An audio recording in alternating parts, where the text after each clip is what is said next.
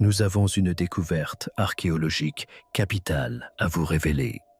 Faite aux abords du mont du Temple à Jérusalem, le mont du Temple à Jérusalem n'avait jamais été fouillé auparavant, mais un projet de construction illégale, il y a 20 ans, a ouvert la voie à des découvertes majeures. Un radar à pénétration de sol a effectué des relevés sous le mont du Temple, et les scientifiques ont découvert un phénomène stupéfiant. Ce site est resté scellé pendant plus d'un siècle. Aucune fouille, aucun forage, aucune investigation d'aucune sorte n'ont été menées, car le coût politique et religieux d'une telle intervention est trop élevé pour que la plupart des gouvernements soient prêts à l'assumer.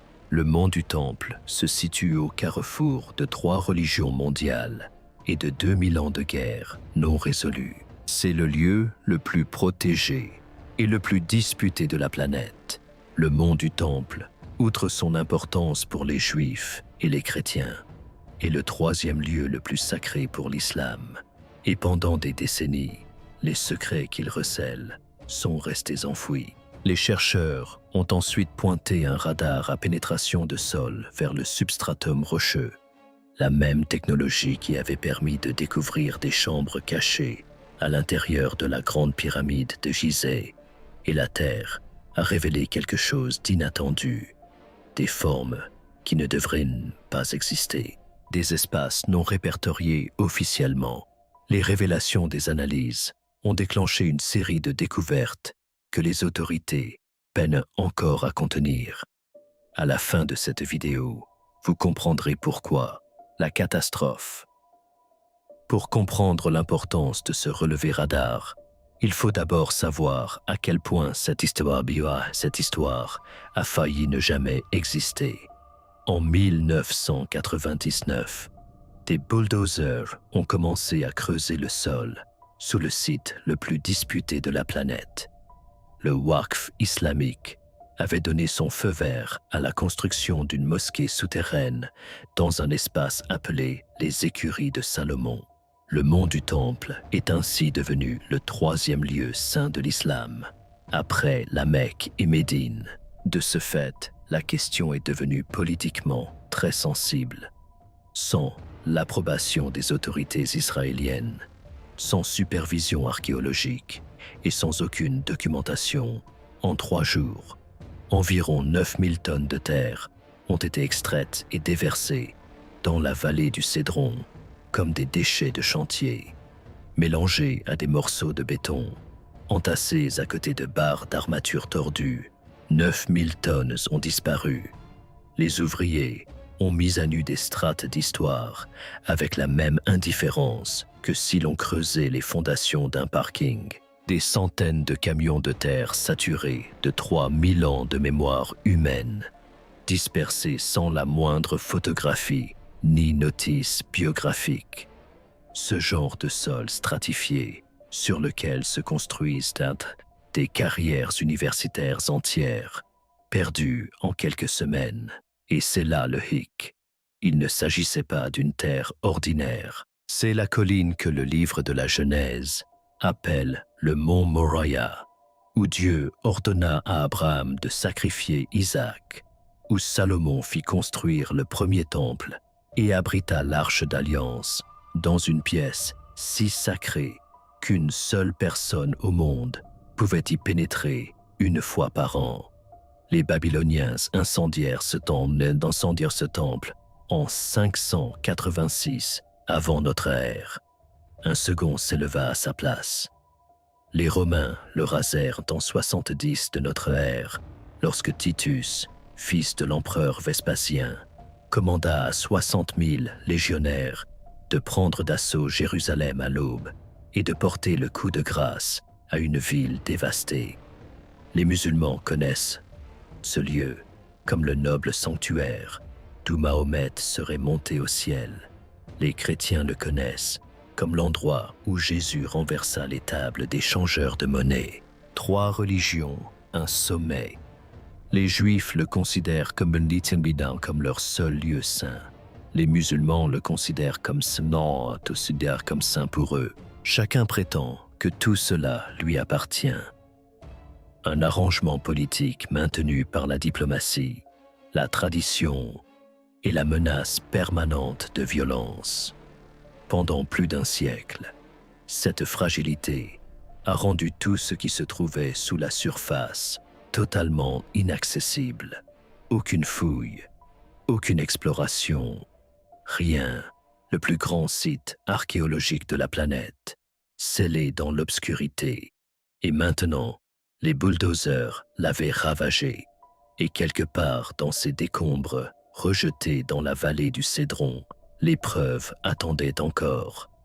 Mais plus pour longtemps, car deux hommes étaient sur le point de faire quelque chose que toute la communauté universitaire jugeait inutile. Et ce qu'ils allaient extraire de cette terre allait tout changer. Le sauvetage. Quand Gabriel Barquet apprit ce qui s'était passé sous le mont du Temple, il se rendit en voiture dans la vallée du Cédron et se tint au bord de la décharge. Il avait la soixantaine. Il avait passé sa vie dans la terre de Jérusalem et y avait découvert des choses dont la plupart des archéologues ne font que rêver, de minuscules rouleaux d'argent portant les plus anciens textes bibliques jamais mis au jour. Une découverte qui bouleverse les manuels scolaires. Il savait mieux que quiconque ce que recelait cette terre, les strates du temps contenues dans chaque mètre cube, les noms et les objets qui y étaient tissés comme des fils. Et maintenant, elle avait été transformée en décharge. Il décrivit plus tard ce qu'il ressentit comme celui d'assister à la destruction d'une scène de crime en direct, des millénaires d'histoires stratifiées, arrachées à leur contexte, dispersées sans documentation, un témoignage impossible à reconstituer intégralement. Son collègue, Saki Dvira, à ses côtés, éprouvait la même chose, non pas de l'impuissance, mais de la fureur, ce genre de détermination précise et ciblée qui se traduit en action. Ensemble, ils ont regardé ce tas de terre et y ont vu ce que personne d'autre ne voulait voir. Non pas une catastrophe, mais une dernière chance. Ils ont lancé le projet de tamisage du mont du Temple depuis un parc public de Jérusalem-Est, sans soutien institutionnel majeur, sans financement gouvernemental au début. Juste de la détermination, des tamis et une armée grandissante de bénévoles venus du monde entier, jour après jour, année après année, sous des bâches dans la chaleur estivale. Ils tamisaient à la main la terre rejetée, saut après saut, fragment après fragment. Et tenez-vous bien, ce qui est sorti de cette terre était stupéfiant. Plus de 500 000 artefacts, des pièces de monnaie du règne d'Hérode, des pointes de flèches de l'époque des croisades, des bijoux islamiques, des tessons de poterie représentant des dizaines de civilisations sur 3000 ans. Toute l'histoire de Jérusalem condensée dans une terre traitée comme un déchet de construction. Puis, un bénévole a repéré une petite motte d'argile durcie, aplacie, fissurée par le temps, facile à manquer. Le mont du Temple est le plus grand complexe religieux du monde antique. À la loupe, on pouvait distinguer une bulle, une ancienne empreinte de sceau, servant à authentifier les documents officiels.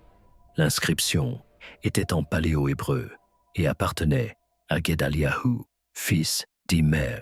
Le nom Immer apparaît dans le livre de Jérémie. Il désigne une famille de prêtres actifs durant la période du premier temple. Ce minuscule morceau d'argile confirme l'existence physique d'une personne réelle mentionnée dans les Écritures. Il ne s'agit ni d'une légende, ni d'une métaphore.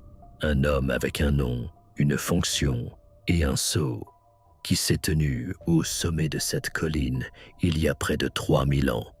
Si ces indices confirment les hypothèses actuelles des chercheurs, abonnez-vous et activez les notifications dès maintenant, car ce qui suivit fit paraître tout ce qui avait été vu jusqu'alors comme un simple échauffement.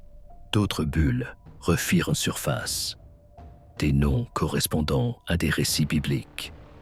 Des symboles de menorahs, de portes du temple, de vêtements sacerdotaux. Autant de témoignages d'un passé lointain. Mais voilà le point crucial. Ces artefacts n'étaient pas disséminés au hasard dans le sol. Ils se regroupaient en zones spécifiques. Des zones qui correspondaient parfaitement aux descriptions textuelles anciennes des lieux sacrés du mont du Temple. Le schéma était indéniable. Le projet de tamisage n'avait pas seulement permis de récupérer des artefacts, il avait dressé une carte. Et désormais, une nouvelle équipe de chercheurs disposait d'un outil capable d'explorer ce réseau plus en profondeur qu'aucune pelle ne l'aurait jamais fait. Le réseau caché.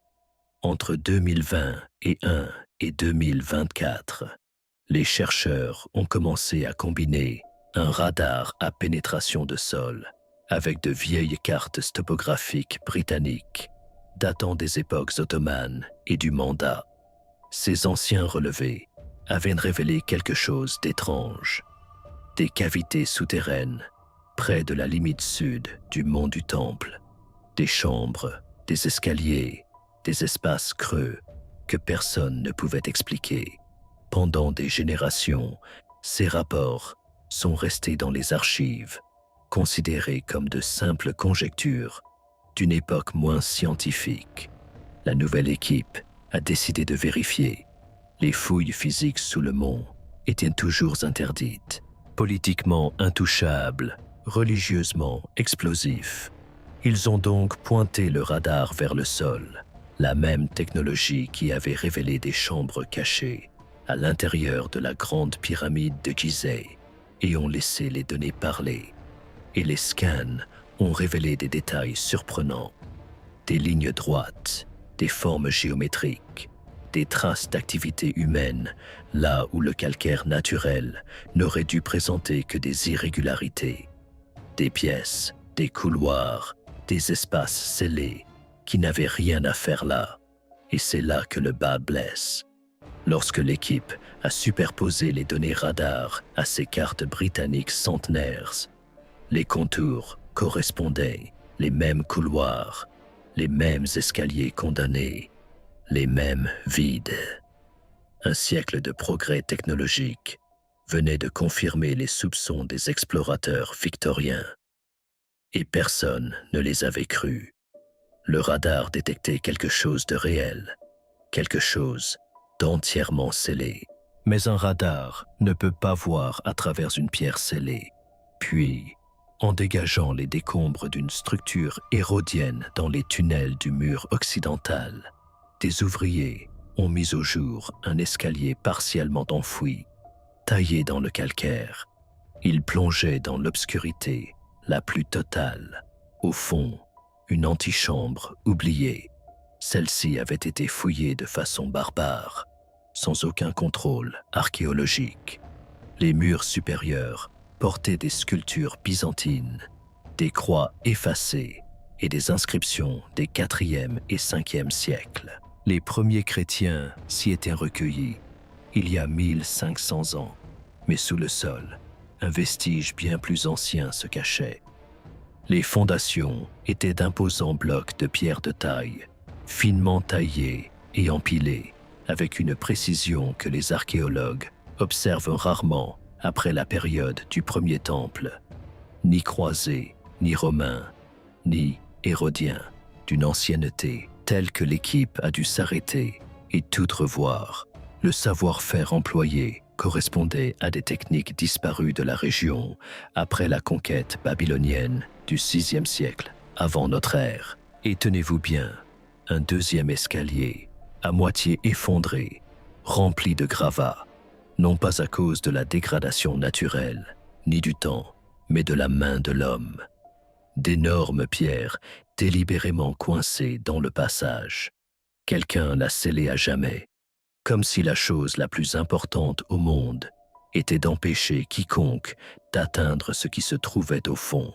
Le radar avait déjà cartographié le vide. Désormais, la seule question était de savoir si quelqu'un oserait s'y aventurer. La machine souterraine, sous les passages scellés, les chercheurs ont cartographié un système qui a complètement bouleversé leurs hypothèses. Un réseau de citernes, de canaux et d'aqueducs souterrains creusés directement dans la roche-mère, vaste, interconnecté et d'une conception d'une sophistication inimaginable à cette époque. Le bâtiment a été daté au carbone 14 par des résidus minéraux provenant des revêtements en plâtre. Il ne s'agit ni d'un édifice romain, ni d'un édifice hérodien, mais d'une construction datant de la période du premier temple, entre le 8e et le 9e siècle avant notre ère. Cela situe sa construction précisément à l'époque des rois d'Israël, telle que décrite dans la Bible hébraïque au temps de Salomon. Et voici le point crucial, c'est la conception qui a stupéfié les experts, bien plus que la datation. D'étroits tunnels d'alimentation acheminaient l'eau de pluie vers des réservoirs grâce à des schémas d'écoulement, empêchant toute stagnation. Des conduits de trop-plein redirigeaient l'accès vers des chambres secondaires, prévenant ainsi les crues soudaines, tout en assurant un approvisionnement constant. Le système prenait en compte les différences de pression, les variations saisonnières et les pluies torrentielles qui pouvaient dévaster une région après des mois de sécheresse estivale. Il ne s'agissait pas de villageois creusant des trous, mais d'un ouvrage sacré à l'échelle nationale. L'ingénierie de cette civilisation lui a permis de comprendre si bien le lien entre l'eau et le culte qu'elle l'a inscrit dans la structure même de la Terre. Lorsque les chercheurs ont superposé les cartes aux descriptions textuelles anciennes, les liens sont devenus évidents. Plusieurs citernes correspondaient exactement aux emplacements mentionnés dans le livre des Chroniques, décrivant les préparatifs d'eau effectués par les rois israélites pour les rituels du temple.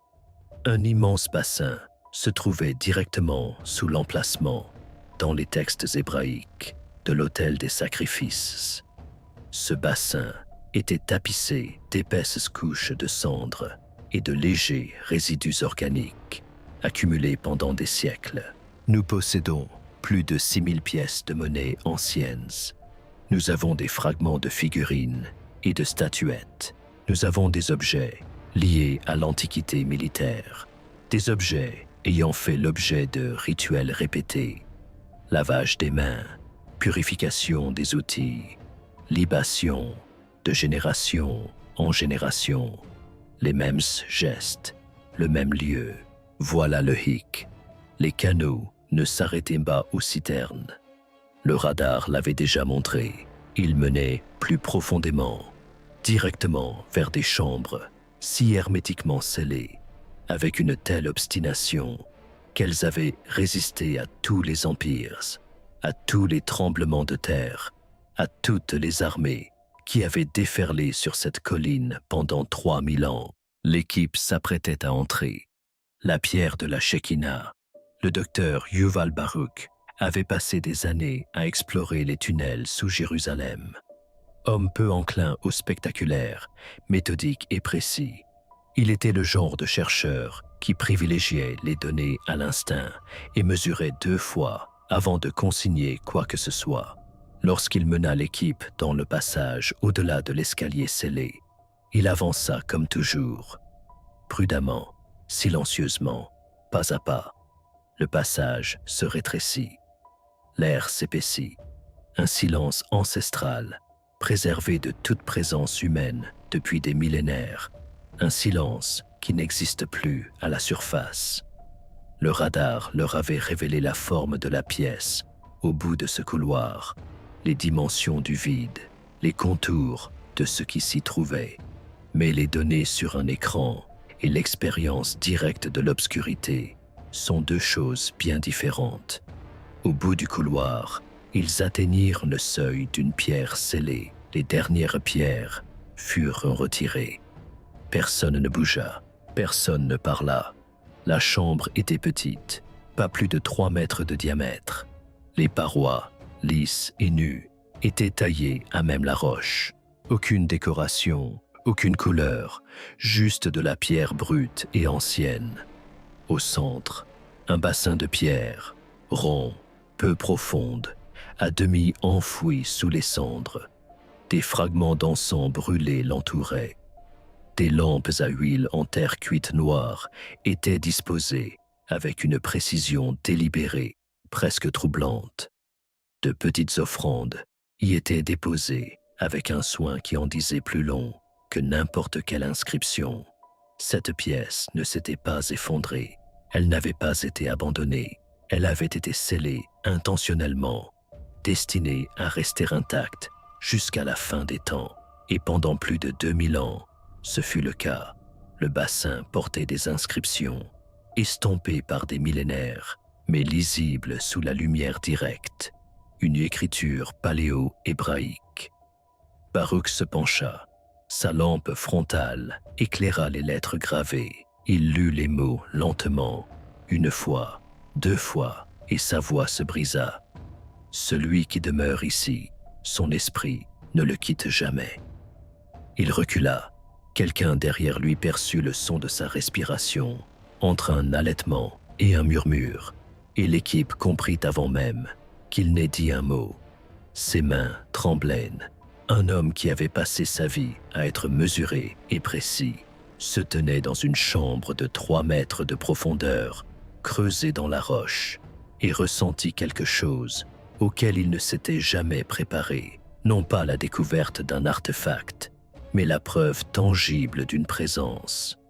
Nous avons des bijoux, nous avons des sceaux, des empreintes de sceaux, toutes sortes d'accessoires vestimentaires.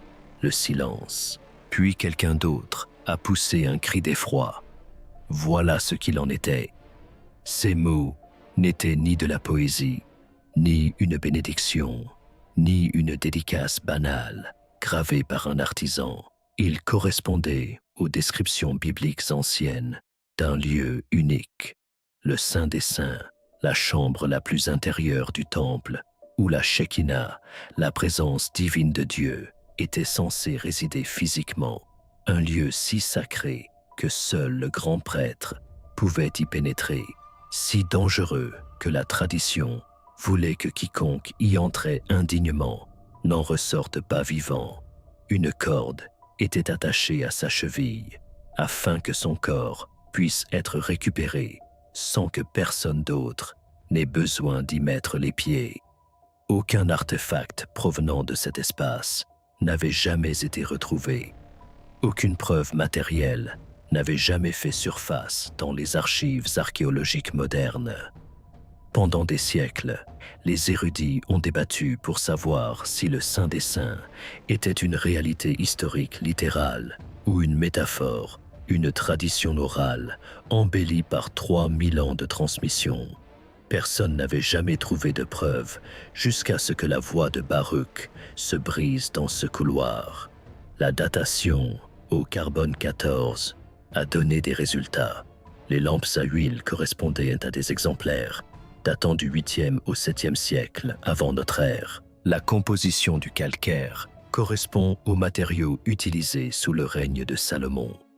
Le libellé de l'inscription est identique à celui de textes religieux de l'époque du premier temple, dont certains n'ont été retrouvés qu'au XXe siècle, dans les manuscrits de la mer Morte.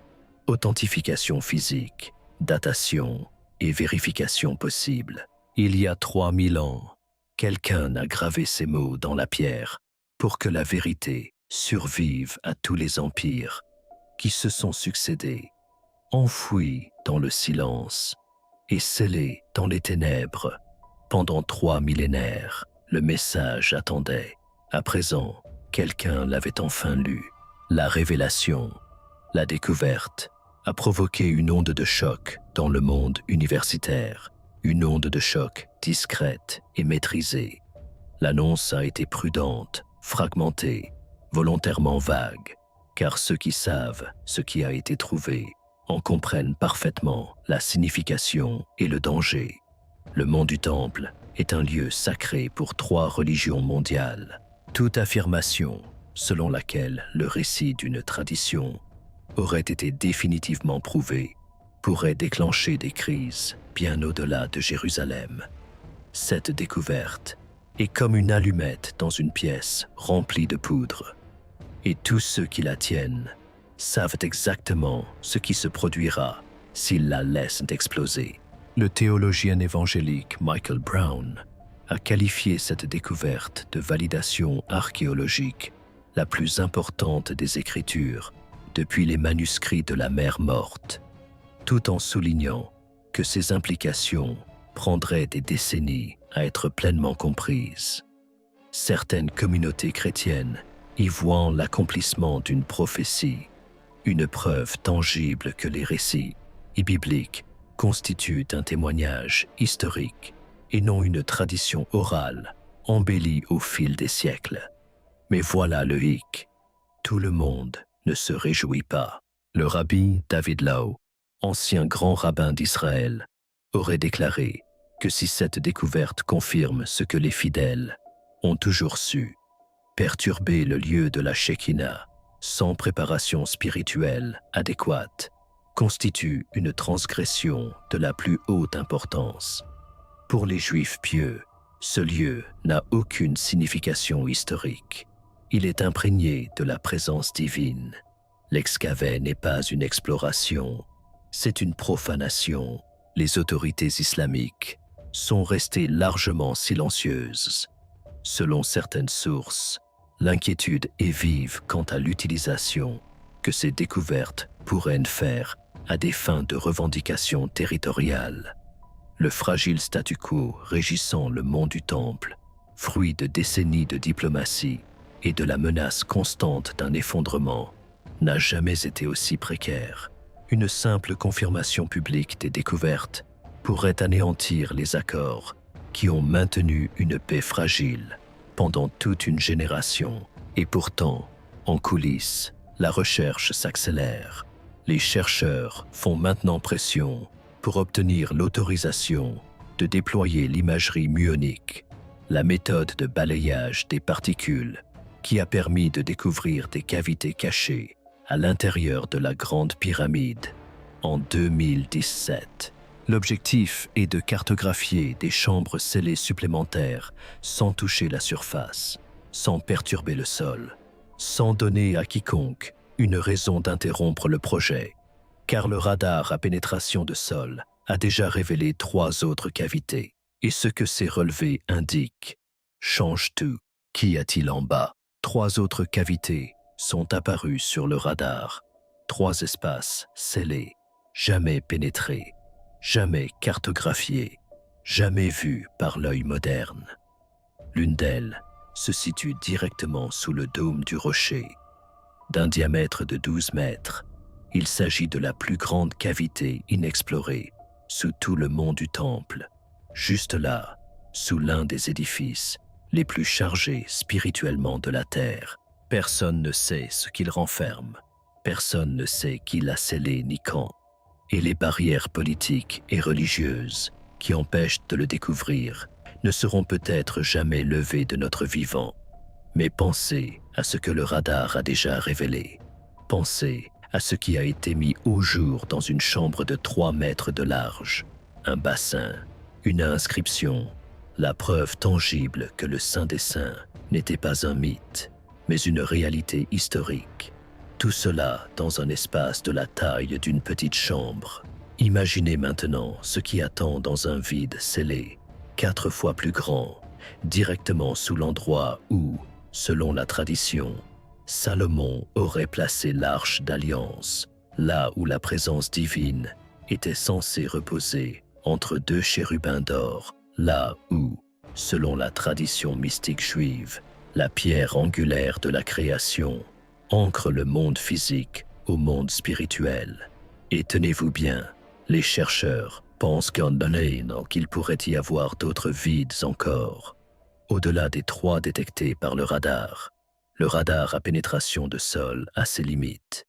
L'imagerie muonique pourrait aller plus loin, à travers la roche solide, dans des espaces inaccessibles au radar, des espaces scellés avant la destruction babylonienne de 586, avant notre ère, avant l'exil, avant que tout ne soit perdu, scellés par des prêtres qui, voyant l'armée approcher, choisirent non pas de sauver le temple, mais sa signification, d'enfouir la preuve si profondément que seule une civilisation dotée d'outils encore inventés pourrait la découvrir.